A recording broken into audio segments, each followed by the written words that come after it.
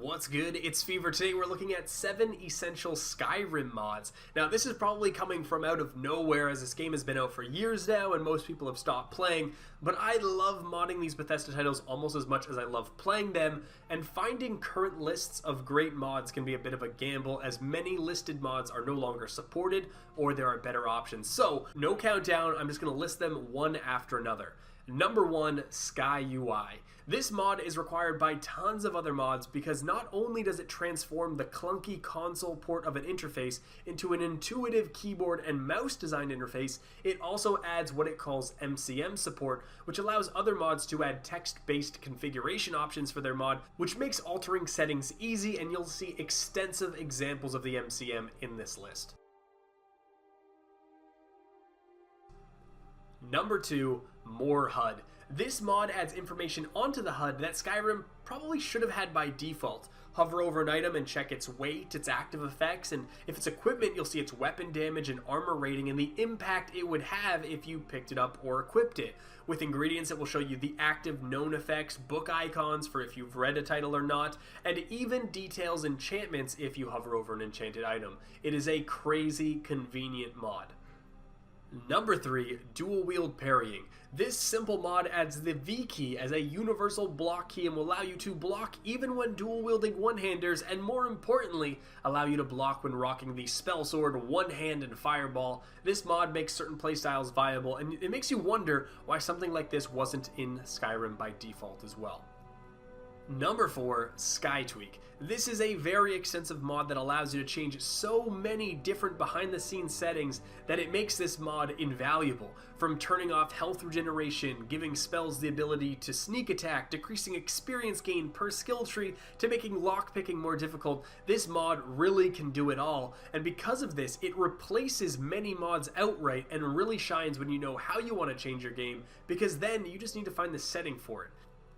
Number 5, Grimy Utilities. At first glance, this looks like another SkyTweak. There are tons and tons of options, toggling God mode, check NPC levels, add auto potions, but what really makes this a must-have mod for me is allowing the use of additional hotkeys, which is great, but what makes that even better is when bound to spells, it allows you to cast spells without equipping them.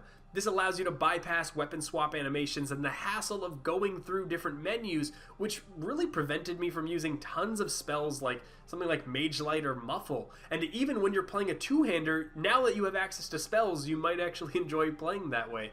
You can change the amount of mana, cooldown, or experience gain when casting these spells, which is a really nice way to balance the trade-off of convenience for efficiency. Great mod, check it out.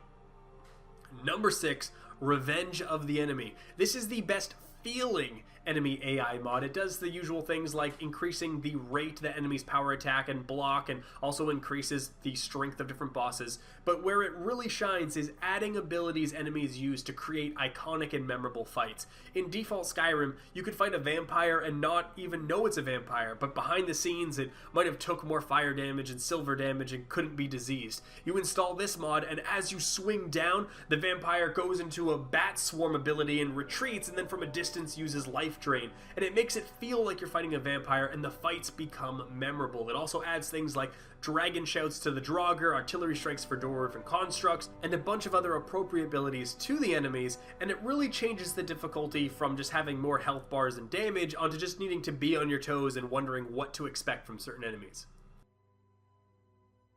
The ultimate Morrowind Skywind overhaul. The easiest way to describe this is to read the overhaul on the Nexus page. This mod makes Skyrim more immersive, less scaled, and a more worthwhile game experience while keeping things as vanilla as possible. It descales almost all loot and monsters, hand places new items, expands Skyrim with obscure lore and new unique bosses and encounters, makes NPCs who should be powerful much more powerful, properly balances items, smithing, alchemy, and magic. It adds new lore-friendly items, smithing, alchemy, and magic, fixes perks, enchanting, and tweaks a number of NPCs, and the new content is completely integrated into the world. This is the most extensive mod in the mod list, and what it basically does is encourages exploration and then rewards it. An example of this is in the entire game of Skyrim with this mod installed, there's only one set of Daedric armor out there, and Daedric armor is the most powerful equipment, and it's hand-placed in specific locations, and because of the way that this game deals with NPC scaling and enemy scaling, this mod tweaks it in a way so that it still is doable at most levels, but it's always gonna feel difficult, and it handles this in a really clever way. But what this means is whether you're level 10 or 40, you go into an area and you find this Daedric equipment, it's going to be a challenge, and it just feels good when you actually find this stuff. I recommend not using the modules that this mod comes with, just use the standalone. However, if you do know how to create a bashed patch, this was designed to be merged with the Morrowloot add-on it shares its name with. And I could go on and on and on about mods, but these 7 mods are really my main must-haves. Obviously, I wasn't focused on graphics and textures. These 7 are the backbone of a playthrough, so content-style mods, perk overhaul mods, combat overhauls, these can be added to taste, but these 7 will usually remain ever present. Until next time, this is Fevir. Peace.